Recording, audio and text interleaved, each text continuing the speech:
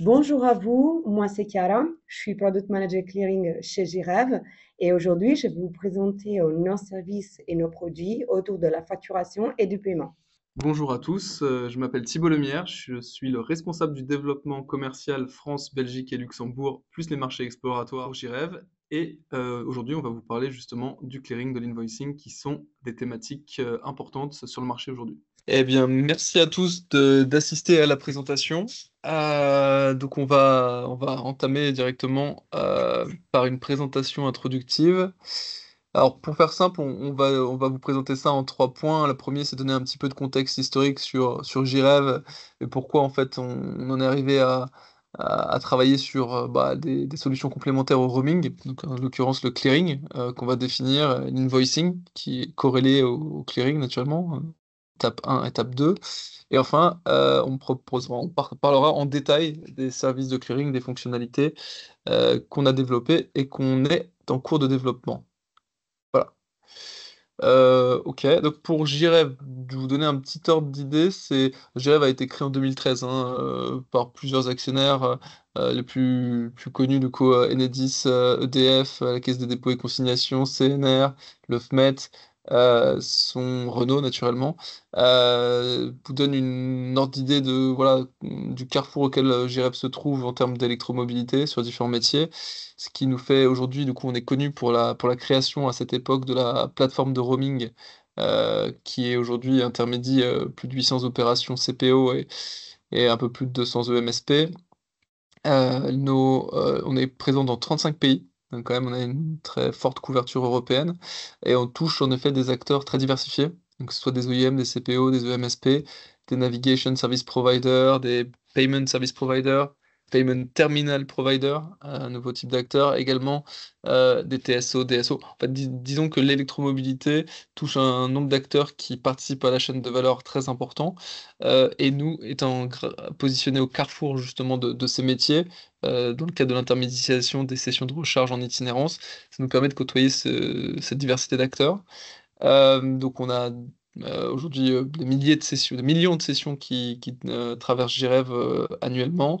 Au niveau des contrats B2B, en effet, c'est des milliers, tout simplement parce que bah, forcément, les EMSP, les CPO signent avec des EMSP, et justement, de par les volumes que j'ai annoncés tout à l'heure, bah, ça crée justement un volume d'accords et de transactions important. Et en effet, on a une capacité de customisation de données, d'agrégation, mais aussi de customisation pour établir des pricing qui sont très diversifiés sur des métriques, enfin sur des attributs plus statiques. Voilà, ça peut être à l'énergie consommée, à la puissance maximale, avec des flats, des tarifications de parking. Enfin, disons que on a une capacité de s'adapter à un nombre de use cases extrêmement important de par la configuration de la plateforme. Voilà. Aujourd'hui, alors. JRev, bon, comme vous pouvez le voir sur le graphique le plus à gauche, on a plus de 530 000 points de charge qui sont référencés et connectés sur JRev, donc, enfin, donc répartis sur 35 pays. Vous voyez qu'on a une augmentation forte, enfin un décollage en 2018 réellement des sessions, avec une vraie en 2022, enfin 2021 même, mais 2022-2023, on passe sur un mode de croissance presque plus exponentiel, ce qui correspond à l'évolution du marché, hein, sur le nombre de véhicules en circulation, le nombre de points de charge déployés, donc forcément le volume d'activité s'en fait ressentir. Multiplication a été quasiment par 2,1 donc en 2023, ce qui est encore plus fort en 2024, ce qui nous montre réellement une progression significative du marché, et donc du coup forcément par retentissement des volumes d'activité de JRF. Définition du clearing. On va essayer un peu de qualifier, c'est pourquoi déjà on s'est intéressé à cette notion. C'est que déjà ce qu'il faut bien comprendre, c'est que forcément JRev étant l'intermédiaire de connexion, on va dire, pour les sessions roaming entre les CPO et les EMSP, on a plus de 170 systèmes de supervision connectés à nous.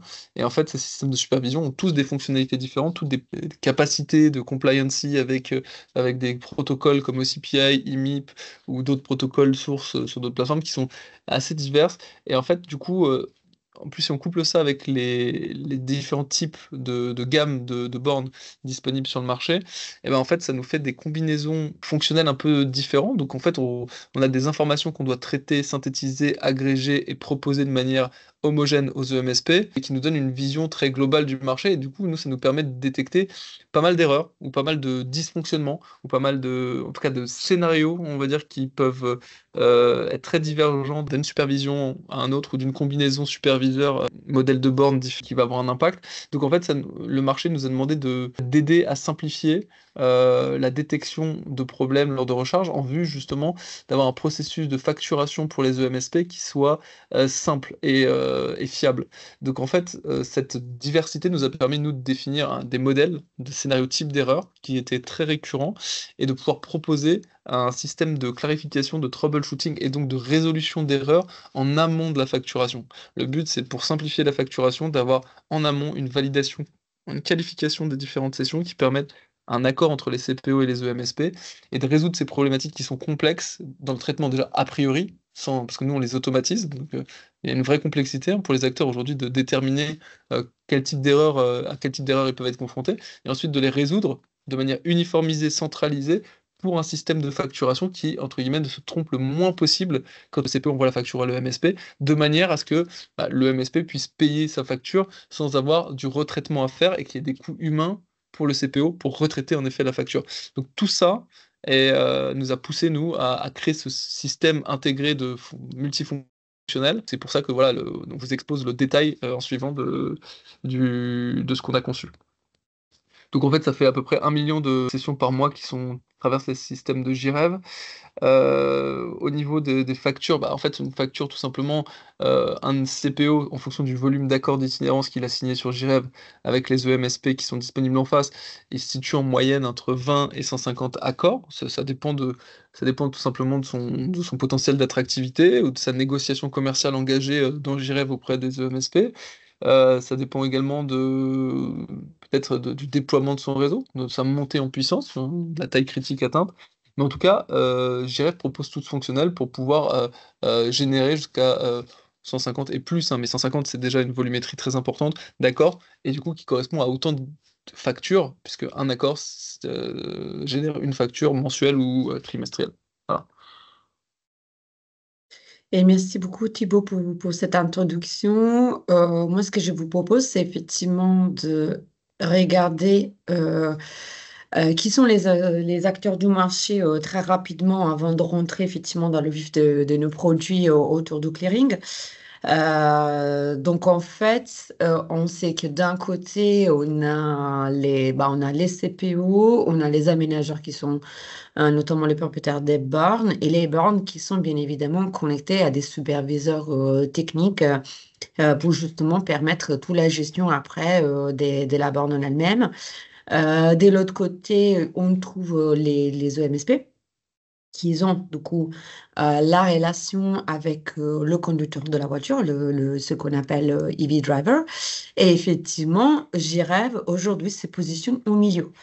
Nous, en fait, chez JREV, on a fait le choix depuis la naissance, effectivement, de la société, de se positionner en tant qu'acteur autour de la interopérabilité du coup entre CPO et OMSP. C'est pour ça qu'effectivement aujourd'hui on se positionne au milieu de l'écosystème, à la fois avec notre plateforme d'itinérance, donc effectivement avec notre produit de roaming, mais aussi en fait on vous permet grâce à notre plateforme Connect Place de gérer en fait cette relation entre CPO et OMSP au quotidien. Et du coup, en fait, aujourd'hui, je dirais, c'est des produits du roaming, des produits autour de la gestion du coup de votre business, mais aussi des nouveaux produits qui concernent toutes ces parties du clearing dont on va parler à la année. En fait, quand on parle de clearing, on parle de la relation qui va se créer entre le CPO et le MSP, qui bien sûr va se terminer avec une facturation et un flux des paiements. Donc nous, chez JREV, on s'occupe de tout ce qui est autour de la relation au B2B. Et on ne gère pas tout ce qui est autour de la partie B2C. Quand on parle de clearing, notamment, on s'occupe déjà du travail qu'on va faire chez Girard une fois qu'on a reçu du coup les CDR pour les sessions. Donc, on va faire en partie des vérifications, on va calculer le prix de la session. Tout ça peut être suivi en fait dans notre Collection Place. De là, en fait, ces notions de tracking, en fait. Il y a effectivement toute une partie de gestion des problématiques liées aux sessions et donc ce qu'on appelle le dispute. Il y a toute la partie de facturation qui est prise, enfin, voilà, qui est gérée effectivement par Gérard directement, et tout ce qui concerne la réconciliation et la future fonctionnalité de gestion et du coup des paiements. En partant du coup de ça, qui permet effectivement d'éclaircir quel est le scope qui rentre, en fait, tous les différents services qui rentrent dans le clearing, en fait, nous, ce qu'on envisage, c'est effectivement cette solution de bout en bout pour tout ce qui est la partie du clearing. Donc, effectivement, on va proposer une expérience riche à la fois pour les CPO, qui sont du coup les vendeurs, mais aussi effectivement pour les acheteurs, pardon, pour les OMSP. Et donc, effectivement, l'idée, c'est que une fois que vous aurez souscrit, enfin, vous aurez adhéré à tout cette parcours de clearing, nous, on va vraiment vous proposer une solution qui couvre dès la réception, du coup, la vérification et la valorisation des CDR, jusqu'à la partie qui concerne les paiements de vos factures. Si on rentre, du coup, dans le détail et on commence effectivement à regarder ensemble quels sont nos services, nous, en fait, si vous voulez, chez Girard, on a imaginé trois gros moments autour du clearing. On a un moment avant facturation, pendant lequel, bah, effectivement, nous, comme je disais tout à l'heure, on reçoit vos CDR, on va les vérifier, on va calculer le prix de la session, on va vous dire si effectivement tout est OK, tout ça se passe bien. Il y a tout un moment autour de la facturation, donc le moment pendant lequel nous, on va faire la production, la génération. Alors, des factures, bien évidemment, on s'est basant sur cette phase en amont de vérification et valorisation. Et après, il y a tout le moment, effectivement, après facturation, qui va comprendre, on peut dire, tous des nouveaux produits. Le tout premier sera disponible à partir dans quelques semaines, donc à partir du mois d'octobre. Et effectivement, si vous voulez, pour nous, c'est la première brique pour rentrer dans toute la partie qui concerne les paiements. Effectivement.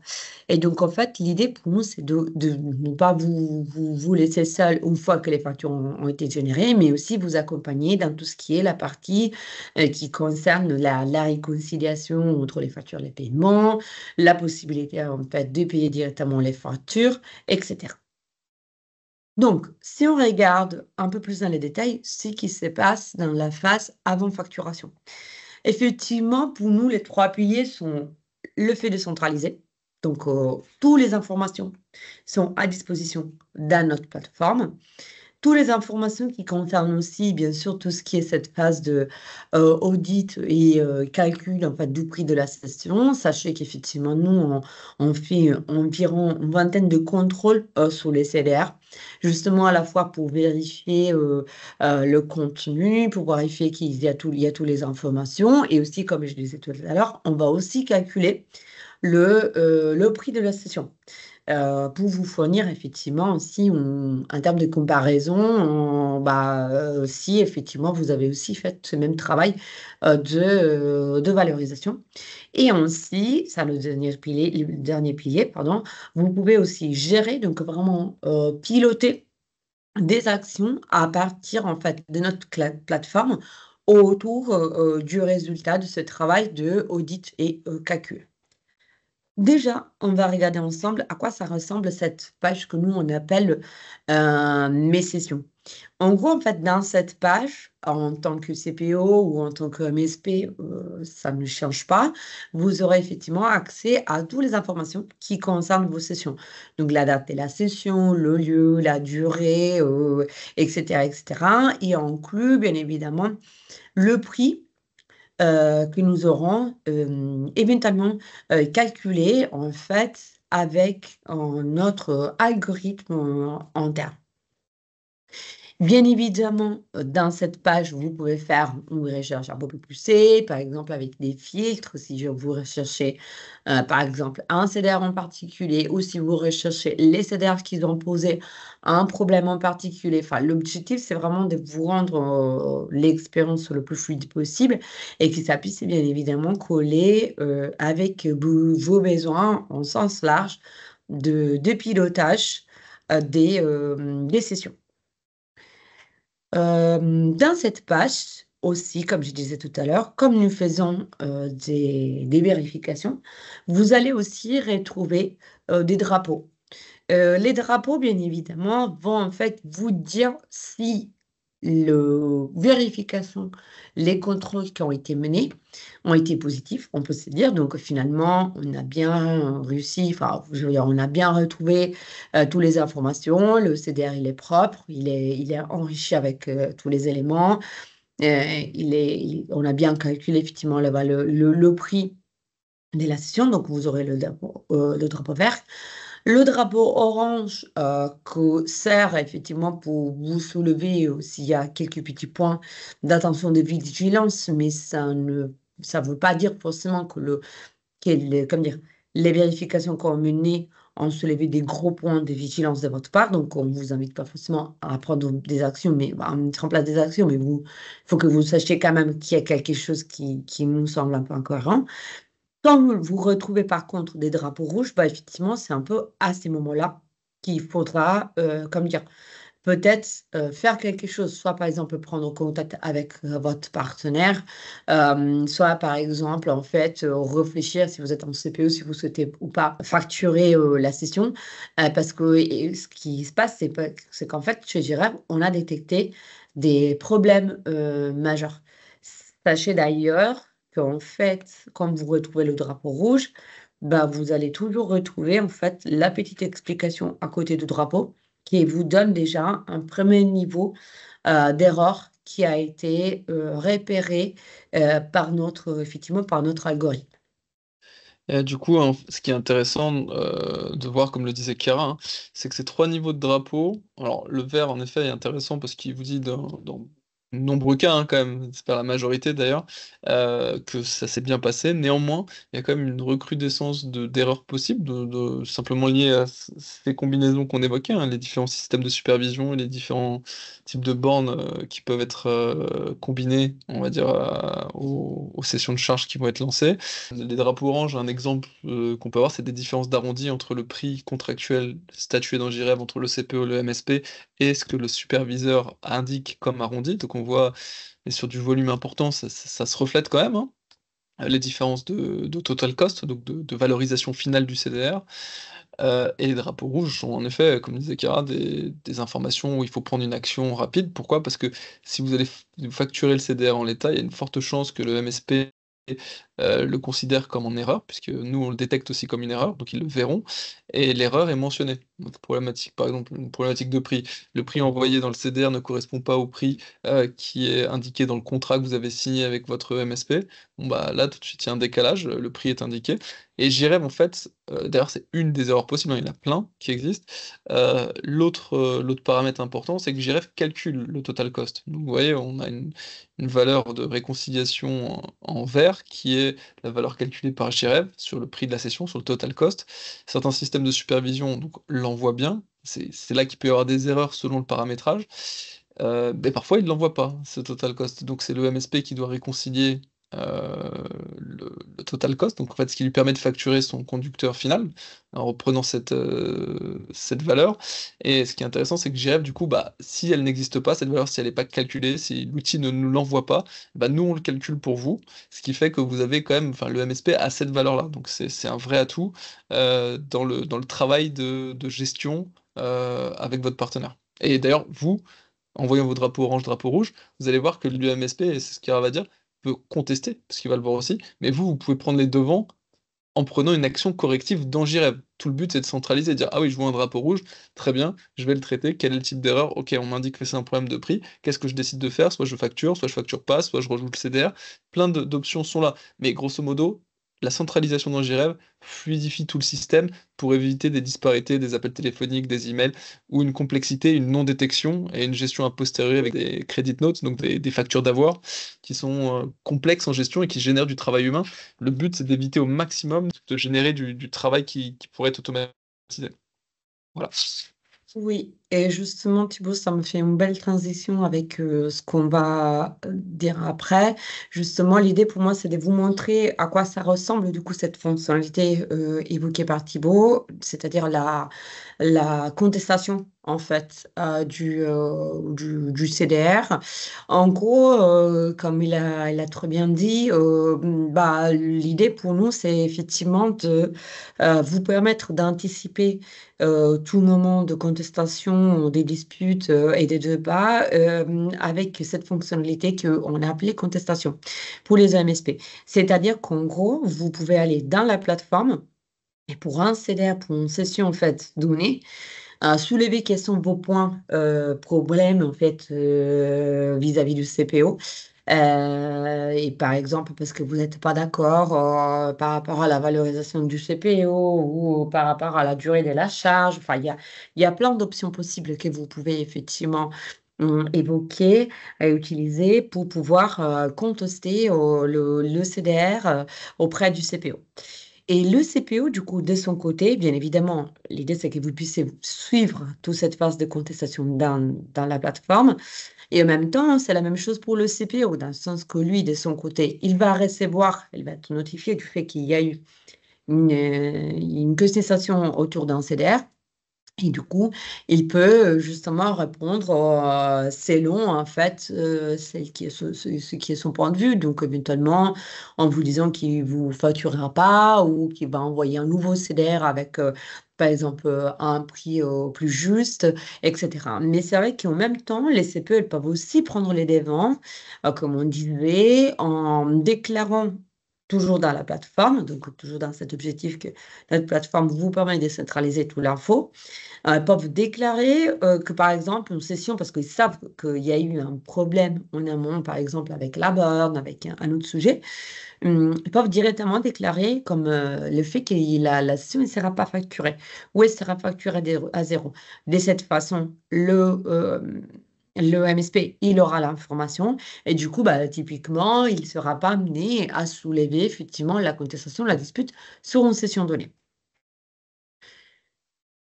On voit que du coup, cette première phase, comme on se disait, des vérifications, d'ajustements, des situations sur lesquelles effectivement il peut avoir des contestations, etc., est clôturée, on arrive à la phase de facturation.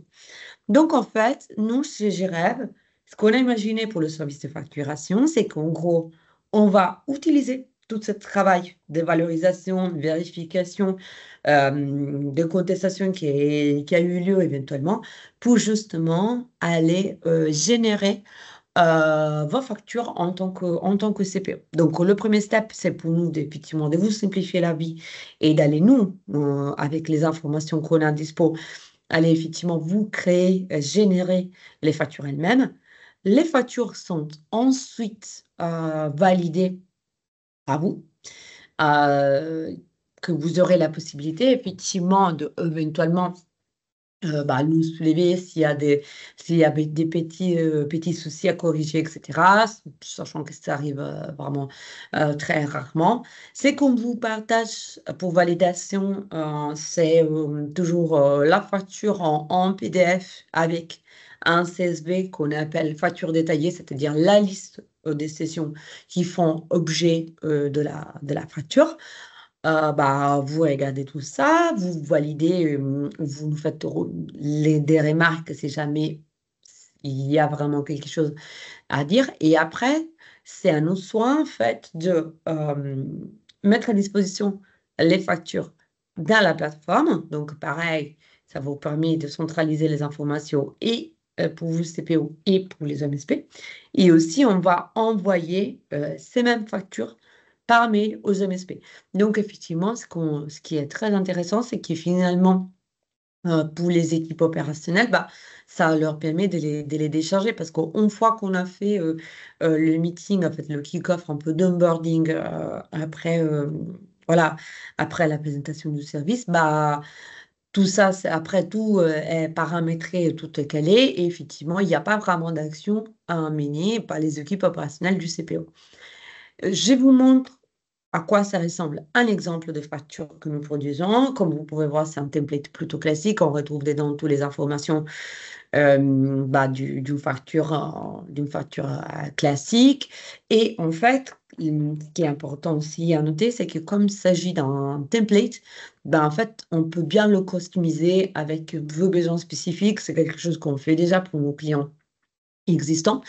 Donc voilà, un autre élément qui effectivement permet à JREF de s'adapter à vos besoins, à vos requêtes. C'est pour ça aussi qu'on fait toujours des kick-offs avec nos clients, et justement pour bien cadrer le service ensemble avant le lancement. Une fois que toute cette phase se termine, donc après facturation, comme je vous disais, les factures sont mises à disposition de l'OMSP, du CPO dans la plateforme et par mail, on ouvre la phase après facturation. La phase après facturation, elle est là. On est en train de débuter effectivement avec un produit que, comme je disais tout à l'heure, sort dans quelques semaines, c'est-à-dire notre produit de réconciliation. Et après, vous verrez, on regardera ensemble après la roadmap. Il y a aussi, bien sûr, des autres produits qui vont arriver ensemble, mais ça, pour nous, c'était la première brique. Donc, en fait, on fait un travail de réconciliation grâce au fait qu'on processe les paiements des OMSP via notre système. Et toujours, en fait, il y a notre plateforme qui vous permet de suivre, de monitorer bah, l'avancement en fait des paiements de vos factures en tant que CPO.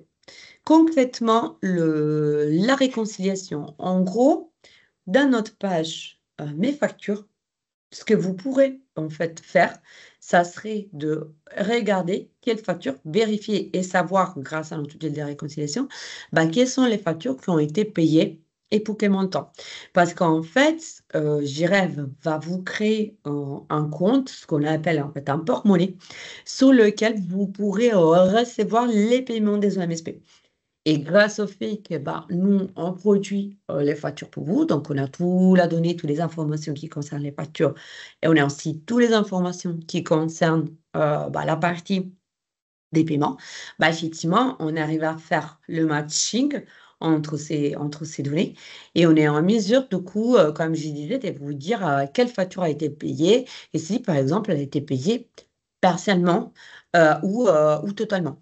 Et globalement, l'idée, c'est qu'effectivement, d'un seul coup, dans cette page, vous aurez l'info de quelle facture a été payée, quelle facture a été, par exemple, relancée, quelle facture a été juste envoyée à l'OMSP, etc. Donc, toujours dans l'objectif de vous permettre ce travail de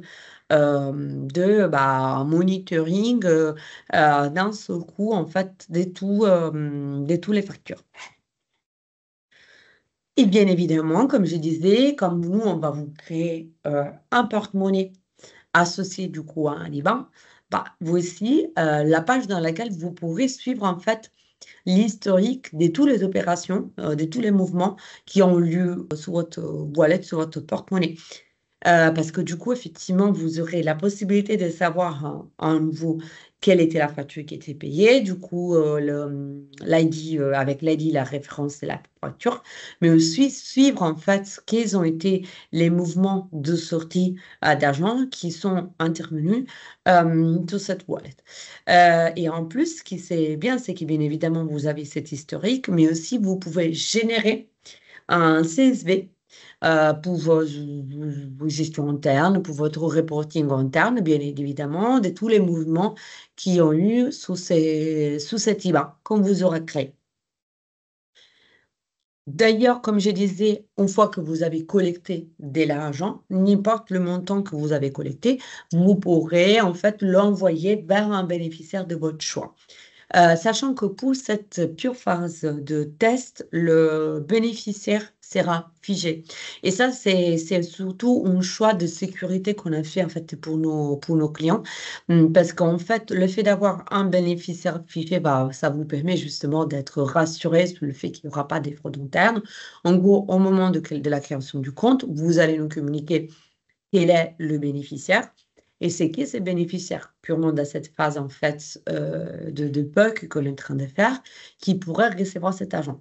En plus de ça, en fait, vous pourrez collecter. Vous n'êtes pas obligé en fait de collecter tous les factures. Vous pouvez par exemple choisir d'envoyer une partie du montant uniquement. Ça sera à vous effectivement de choisir quelle facture vous souhaitez en fait collecter. Et après, voilà, ça suivra les temps d'un virement classique. L'idée, en fait, si vous voulez, pour nous, quand on a créé cette fonctionnalité de collecte d'argent, c'était pas du tout de se cloisonner le fait de permettre à certains clients qui, par exemple, ils souhaitent pas souscrire notre service de facturation, de pouvoir quand même avoir accès à le service de collecte.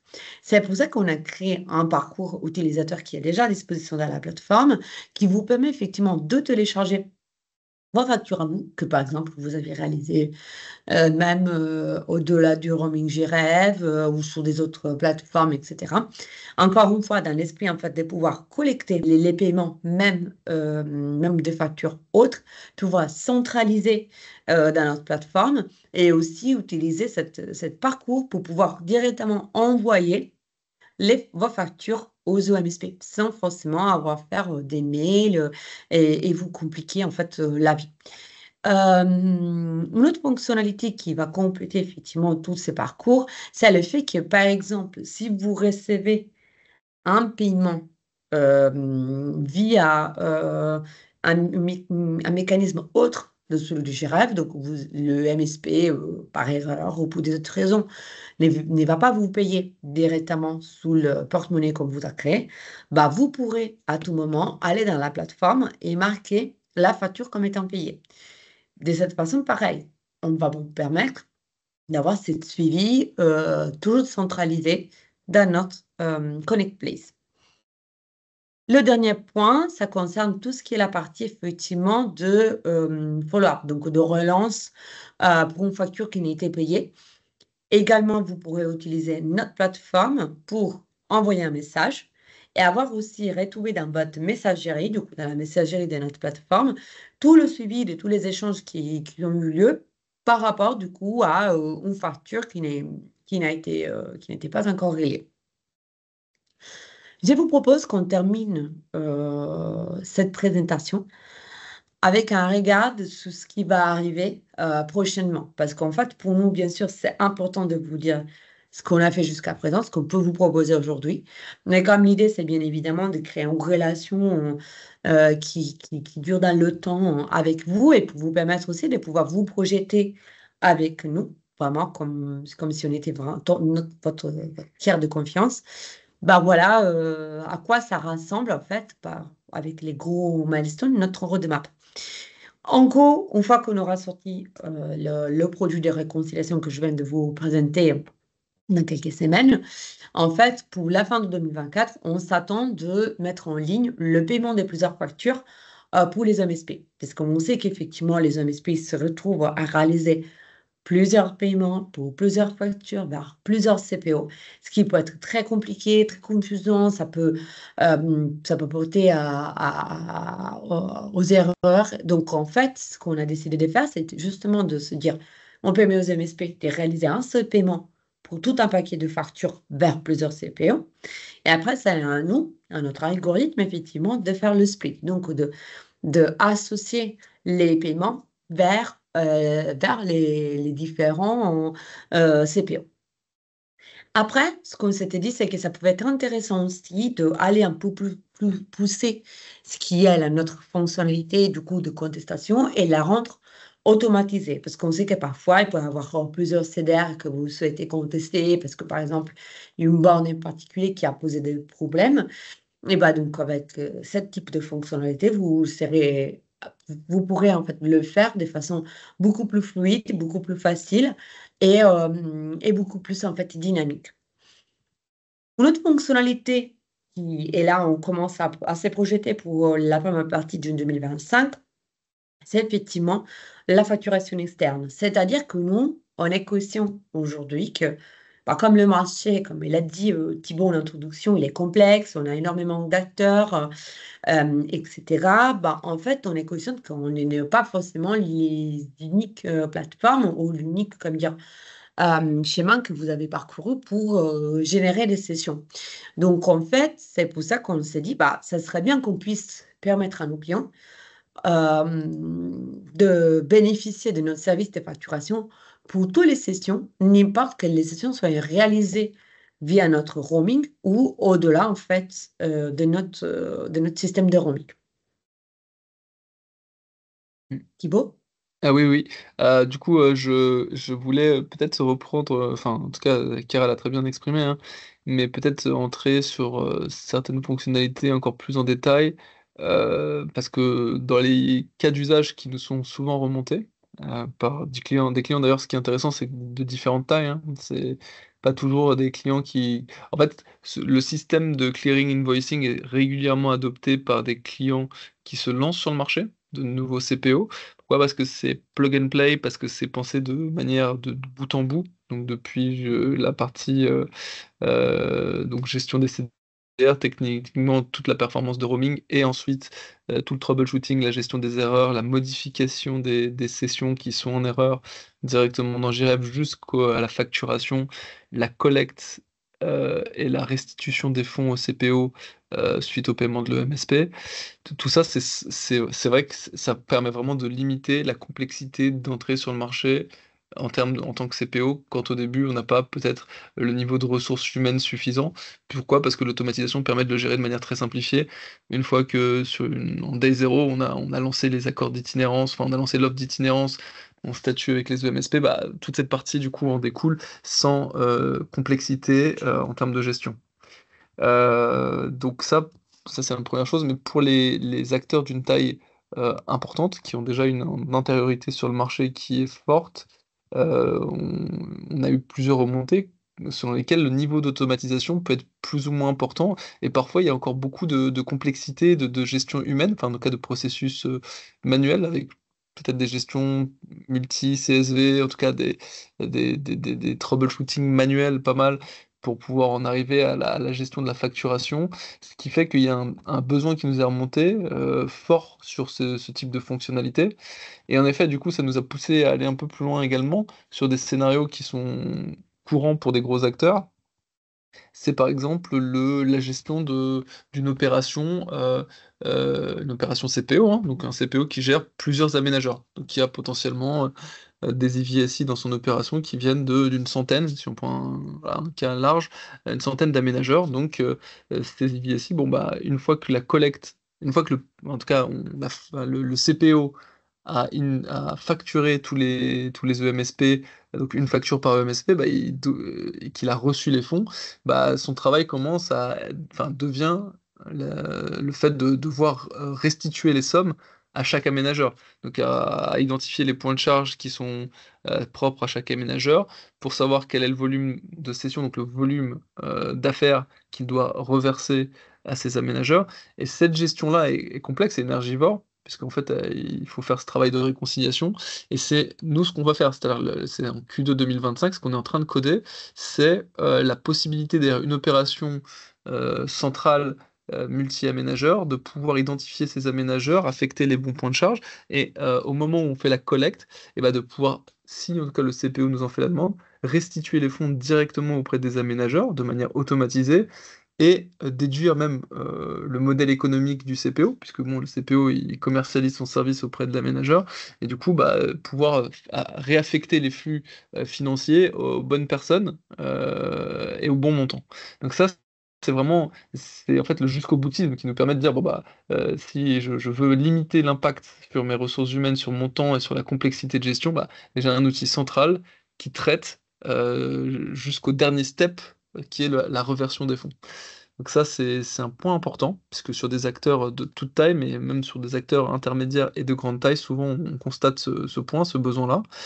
Et également, un point qui était important, c'est en effet JREV se veut comme un outil de centralisation et du coup, on souhaite faire de l'outil, donc c'est ce qu'on fait, c'est la fonctionnalité de gestion de la facturation externe, c'est que tous les acteurs, enfin tous les CPO qui auraient potentiellement des acteurs, enfin des plateformes de roaming tierces en plus de JREV ou qui auraient des sessions peer-to-peer à facturer, bah, ont besoin d'un outil central.